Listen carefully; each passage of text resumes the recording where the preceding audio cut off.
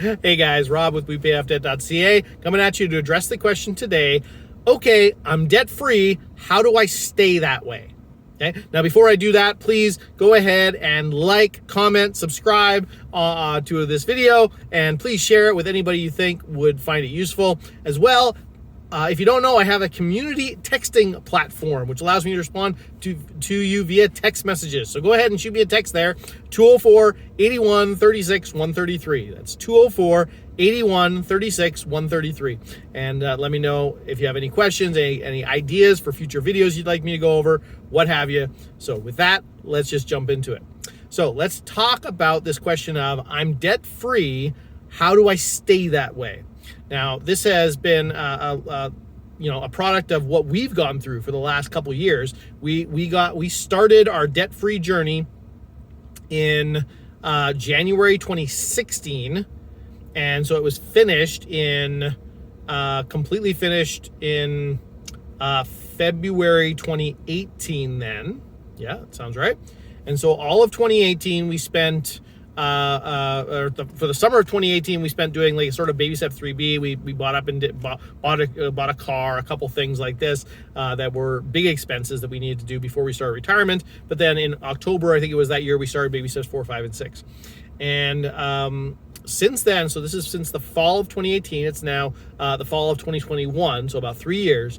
It's been a process. It's been a process of learning and actually having to notice a couple things. So I wanted to share with you some of the things I've noticed about staying debt-free. The number one most important thing that I've noticed, I think, is about the budget. And it never gets easier to make a budget, and it never gets easier to keep tracking the budget. It's not that hard. Like, it doesn't take me a ton of effort. I spend all of, maybe 10 minutes a day. Right? I do very, very little time to actually make and update my budget. And I've got a whole system for that. And please, I'll put a comment, I'll put in the link in the description to some videos and some details about what it takes to make a budget and what it takes to stick to it, and how to make a whole system that you can do that with 1 out of 10 time and a 2 out of 10 energy, right? It takes almost no energy, almost no time, and I can do it. But it also doesn't go away, right? It's always there. It's always something that you do, and it's always tempting to not do it. It's always tempting to just give up and say, whatever, we'll start again next month. And the challenge I've run into is the realization that it's always better to keep going, because you're always going to be better by being intentional rather than being reactive, right? You're always going to be better off financially by planning it through, by thinking it through, what you're going to do financially, rather than just reacting to whatever's happening at the moment. Okay, so that's the first thing: is got to be consistent on making a budget, got to be consistent on sticking to your budget and tracking to make sure you're sticking to a budget. These have to be non-negotiables in your time. Somebody in your household needs to have the responsibility of making sure that that's happening. Okay, and if you're single, got to be you. So you gotta make sure this happens. There is no app that will do it for you. You have to actually think through this. It doesn't take as long as you're afraid it will if you're not doing it right now, but it does take some conscious effort.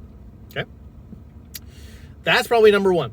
Next one that really comes to mind is the big purchase issue. Okay, so in the last 3 years, a number of things have come up that we've needed to buy that were not cheap. So for instance, tires on the car. That's a smaller one. Blinds for the windows. That's a smaller one. But then, a new car.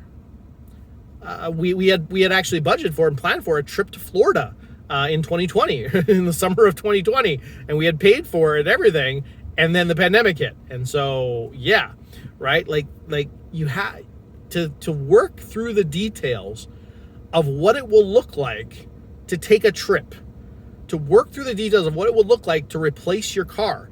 These are things that are actually really, really important. People just don't think about them, right? Because what I would have done before being debt-free and before being in control of our money was I would have just, when the car died, wait for the car to die, wait for the car to get to a point where it just was not worth fixing, and then take it in, take what they can offer me at the dealership in terms of trade-in, find something that looks like a reasonable deal, and put it on payments and go. Can't do that now. Can't do that now. Being on cash, right? Can't do that now. So at this point, in fact, we've now started saving up for some car replacements, because both of our cars are getting to a place where they need to be replaced. This here is a 2011 Sienna. I've talked about this in other videos, but they're both getting to a point where we're going to have to replace them. And what does that look like? If I had $35,000 today, would I buy a brand new Sienna? And the answer is no. No. I will never do that again. But if I had $25,000 or $30,000, would I buy a 2 or 3 year old higher end Sienna? I don't know. Like, that's a lot of money. Like $30,000 on one vehicle. And this is one of the funny things about how working in cash really saves you money, because you start realizing that if I had $30,000 in my bank account for a car, even in my mind said this is for a car, would I spend that on a car? And if you have any hesitation about that, if you have any, that's a lot of money kind of feeling, that's because it's cash. That's because it's real money, whereas debt doesn't feel like real money. So you got to have a plan for this. So the biggest plan that I found, there's two different ways to do it. Well, so first off, let me share about the first way, and then I'll share about the way that we do it. The first way is a sinking fund way. And the sinking fund way basically says, okay, I'm going to expect to replace my car in 3 years, 5 years, 18 months, whatever number you pick. Figure out the exact number that you're going to need to spend on that car at that point, and then divide that expense by the number of months you have, and start putting that amount of money away every single month. So let's say in 18 months, I want to buy an $18,000 car. I'll just keep the numbers easy, right? In 18 months, I want to buy an $18,000 car. Oh, well, then I got to put away $1,000 a month, right? And even that, you're like, holy mackerel, $1,000 a month for a car? And doing that, I don't get it for a year and a half? Like, that's a long time. And yeah, that's the point, right? $18,000 is a lot of money. So here's the thing then, buying a used car becomes now a really interesting, good option. And so looking into things like what it means to get a Carfax, right? How do you actually check to make sure a car is not rebuilt, right? What does it mean when it has an accident on the Carfax? How big a deal is that, right? There's things like this that are really useful to get. I've actually got a whole resource on this. WePayOffDebt.ca/vehicle. If you go there, I've got all my best advice as to how to buy a new car and how to do so cash, because we did that. We did that with our last vehicle, and so I recorded there all the details I could on how to actually prepare to buy a big purchase like this. But the key for this video is that you actually have to prepare. You can't just not think about it and then it happen. You're going to go into debt, or you're going to stay with your old beater, right? Because at that point, that's what it'll be, right? So that's the thing. Now, so the sinking fund way is to put aside money every single month, and then once it gets up there, you just save up for it, and you've got the vehicle. You can pay for the vehicle. What I prefer to do is the same idea, sinking funds, but instead have a focused approach to it. So for instance, Christmas is a great example. Some people like to put in, if they're going to spend $1,200, let's just use again a round number. If you're going to spend $1,200 on Christmas, they like to put away $100 a month, save up for it, right? That's the sinking fund approach, and that's not bad. What I don't like about that is it ends up that you have 10 different sinking funds and a little bit going into each one. Massive amount of money coming out of your check out of your income every month, but they're all going into things, and each little thing is going up very, very small amount. And so what we decided to do instead was we focus on one category. And what that does is, for instance, if one of those categories was Christmas, and this is normally what we do in October, say, we will take that, again, let's use $1,200 as a nice number. That would be $100 a month, but instead, in October, we just take all of our extra money, everything that's outside of our budget, so that's after we do we've got an emergency fund done, after we've put money into retirement, baby step 4, after we put into kids' college, baby step 5, before we pay on the house, whatever's left in our money at that point, now we say, okay, I'm going to every extra penny I have, I'm going to focus and destroy Christmas, right? I'm going to get Christmas done. And if we can get $1,200 in a month, then I guess it would be done, right? If whatever the number happens to be, but we throw everything at it in October. And then if we need to go another month, we throw some more at it in November and get it done. That I really like, because instead of seeing a whole bunch of little accounts going up slowly, I get to see one account just bam, done, right? We do that with our car insurance. Right now we pay our car insurance yearly. And so when we get close to the end of the year, I know our car insurance is due in March. I say, okay, well, we got some extra money. Great. Let's throw that at the car insurance and get it done, right? And actually be able to call that finished, right? So that's the way we go about it. Now, the problem with that way is that I can't really do that with the new car fund. We need to buy 2 new vehicles. That's a lot. Like, I certainly can't cash flow that in 1 month. Can't do that in 2 months, 3 months, 4 months. It's going to be all of our money for a long time. And so right now we're sort of shifting back and forth. If there's something more important we've got to throw money at, okay, we'll throw money at that this month and we'll wait on the new cars next month. Or we'll have a more of a fixed budget for everything else, and then whatever money's left over go in our new car fund right now. So we're at the beginning stages of it right now. We'll certainly see how it goes, and I'll certainly keep you guys up to date. But this is something I have noticed that you have to plan through. How are you going to deal with the car situation? All right. That's number 2. Number 3, next step is to always be focused on baby step 4 and baby step 5. Well, I guess baby steps 3, 4, and 5. Always be focused on the baby steps. What does that mean? First off, baby step 3, have a fully funded emergency fund. If you ever dip into your emergency fund at all for anything, you have to replenish it. And if you dip into it a substantial amount, stop retirement, stop your kids' college, stop everything else, and throw everything you've got at your baby step 3, at your emergency fund, until it's done. If your baby step 3, if your emergency fund is done, baby step 4 is next. 15% of retirement every single month. Have 15% coming out of your check going into retirement, coming out of your income going into retirement. Take your entire yearly income, multiply by 0.15, and divide by 12, and put that much money into retirement every single month. Don't let that fall by the wayside. You got to get this done, and you do not want to be behind. You don't want to come up to December and say, oh crap, I've got to put a whole bunch of money into retirement to get up to 15%. You've got to get up to 15%. You got to stay there. Retirement is not an option. You want to stop working at some point, okay? Now, a lot of people will say, well, Rob, I just can't afford a full 15%.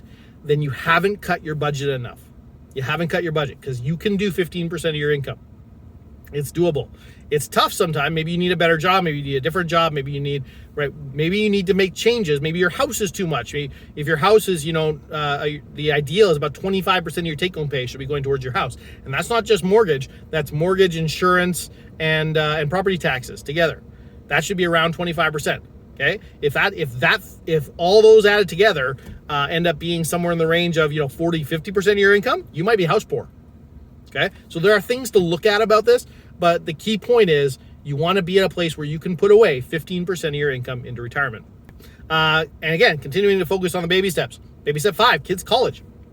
RESPs are a big deal. I've made a bunch of videos about this. RESPs are amazing.